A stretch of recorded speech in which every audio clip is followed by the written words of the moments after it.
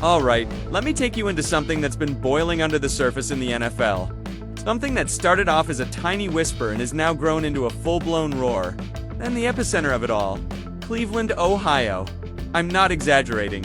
When I say this, we might be witnessing the start of something big, something wild, something that no one saw coming, and yet here it is, right in our faces.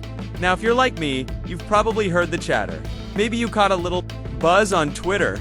Maybe you heard a segment on local radio, or maybe you stumbled across some leaked minicamp footage and thought, wait, whoa, what did I just watch? But the point is, you've felt it. There's a shift happening, and it's got everything to do with one name, Shedeur Shanders. Yeah, I said it, the rookie, the 5th round pick, Deion Sanders' son, the same guy that everybody assumed would quietly ride the bench for a year or two. Learn the system, keep his head down, and maybe someday compete for a backup role. That was the script. That's what the experts predicted. It's what the depth chart said.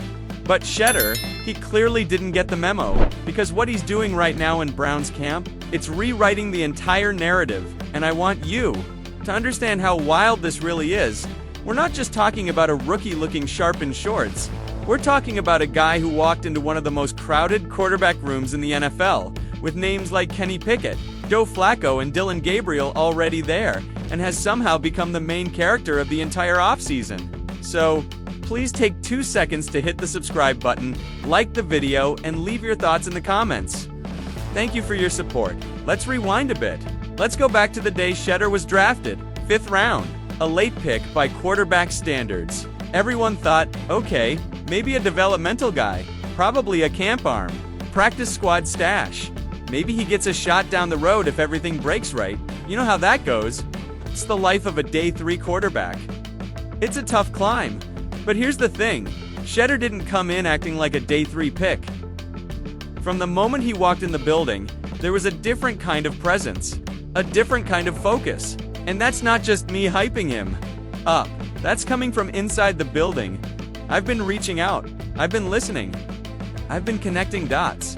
And what I'm hearing over and over again is that Shedeur is doing things that rookies just don't do. One assistant coach straight up said he picks up the playbook faster than any rookie I've ever coached, period. Another said he sees it on the whiteboard, walks through it once, then runs it in live reps like he's been doing it since Pop Warner. That level of mental processing, that's unheard of, especially for a rookie, especially for a 5th round pick. That's the kind of stuff that gets coaches' attention fast, because raw talent is easy to find. But guys who can take a play from install to execution with that kind of speed, that's special. That's rare. It's how you jump a depth chart. And speaking of depth charts, let's talk about what actually went down during minicamp, because this is the moment everything started to change.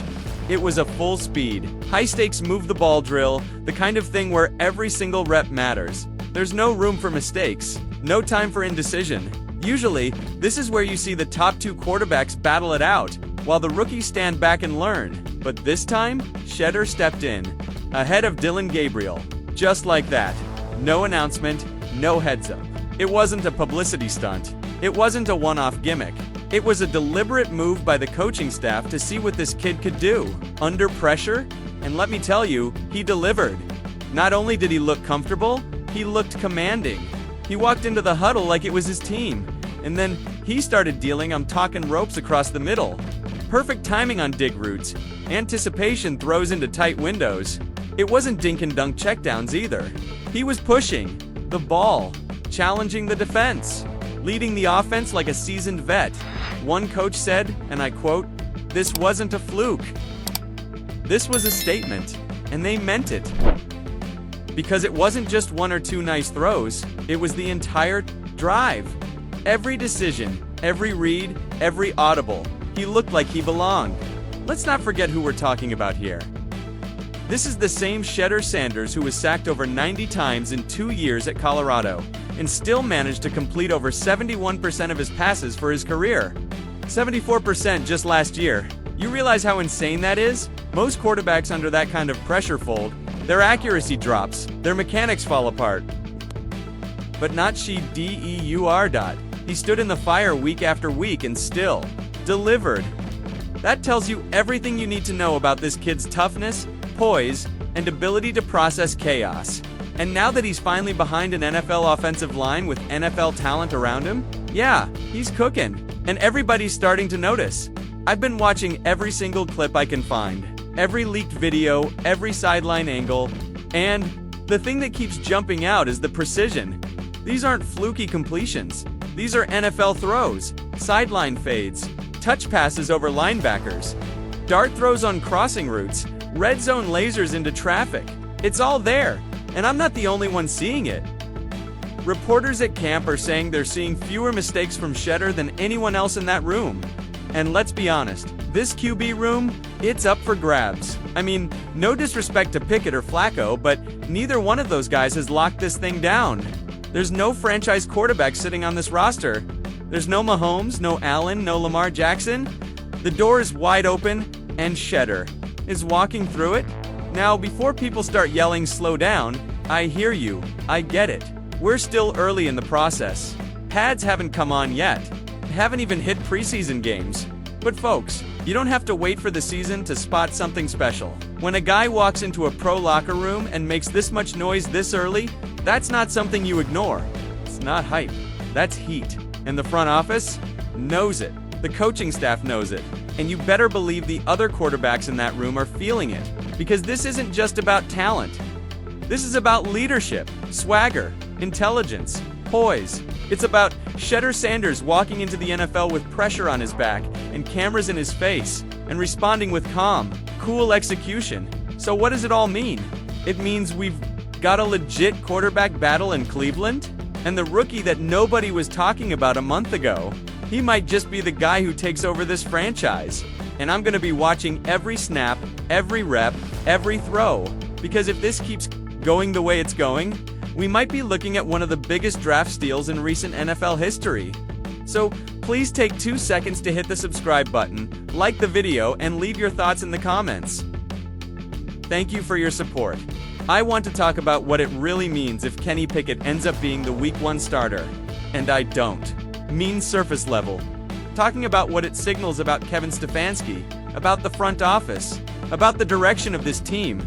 Because here's the deal.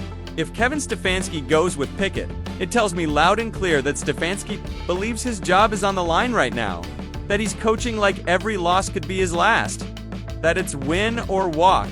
And yeah, Pickett isn't flashy. He's not going to light the league on fire, but he's safe. He's experienced. He knows how to manage a game. And that's the kind of guy a coach turns to when the heat's turned up and he's feeling the pressure from upstairs, or from the fans, or from both. Now, if he turns to Shedeur Shanders instead, that's a totally different message. That says, we've got a little time here. We can build something. We don't need to panic. Stefanski starts Shedeur. It tells me the front office, maybe even ownership, is giving him a little leeway. Enough rope to actually develop. A young QB, not just survive week to week. And let me tell you, I heard something a while ago from someone I really trust, someone in the building. This was before all this buzz started. I was told that either Kenny Pickett or Dillon Gabriel was going to start. That was the expectation. Joe Flacco and Shedeur Shanders. They were both penciled in to be QB3, maybe QB2 at best. Just background guys. And Shedeur. He was supposed to sit and learn. They weren't planning on this becoming a real quarterback competition. But now, that whole plan is falling apart. Because what Shedeur Shanders is doing at camp, it's flipping the entire depth chart upside down. And more importantly, it's flipping the locker room. Because right now, players are rallying around this kid. I'm not just talking about a few guys whispering in the back. I'm talking about leaders, veterans, guys who've been through wars in this league. You've got all-pro defensive end Myles Garrett, one of the most respected voices in the building, saying Shedeur shows up with a smile every day and brings an energy that makes people want to work with him. That's not just lip service. That's not fluff. It's a leader putting his weight behind a rookie. That's saying, this guy's got something. That's how locker room shifts start. And then the bomb dropped. The Browns coaching staff gave Shedeur first-team reps. Not for a gimmick. It's not as a media stunt. This was a real official decision. They're giving him a legitimate shot. They want to see if this kid, this rookie who was barely on anyone's radar a month ago, can actually win.